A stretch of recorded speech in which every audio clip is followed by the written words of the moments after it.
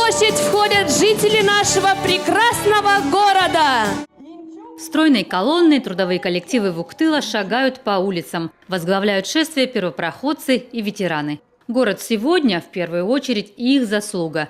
Десятки лет назад они приехали сюда на всесоюзную комсомольскую стройку. Так среди лесов и болот появился город. 50 лет исполнится 9 числа, вот сентября, как я приехал сюда. Вот видите, как время пролетело. И печально, и радостно. Печально, что годы уходят. А ведь город построили красивый, на болоте. Только жить бы, да жить.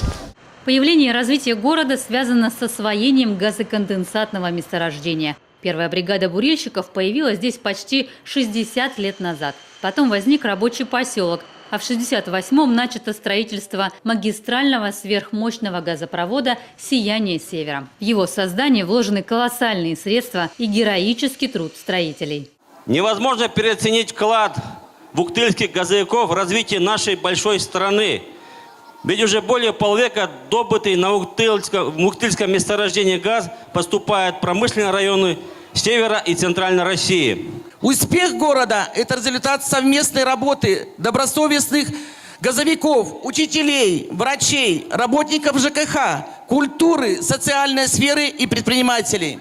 Вуктыльское месторождение стало научно-технической базой отрасли, обогатившей теорию и практику принципиально новыми решениями, эффективными технологиями, рациональными методами организации труда и производства. Решены сложные инженерные задачи, в том числе транспорт газа на далекие расстояния и за пределы России. Большое спасибо от себя, я думаю, от молодого поколения, нашим ветеранам. Благодаря им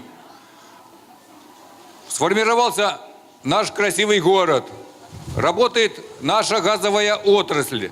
И тот опыт, который передали нам, нынешним газовикам, мы с уверенностью передадим новым газовикам, будущим газовикам. Вуктыл отрезан от большой земли рекой, но удаленность от столицы и труднодоступность не пугают местных жителей. Еще 3 года назад в районе было 245 предприятий малого бизнеса. Сегодня больше 400, и они продолжают развиваться. Последнее обновление на хлебопекарне и лесопильном предприятии. Объемы производства значительно выросли. Муниципалитет, как и в годы становления, активно развивается и остается важным промышленным центром.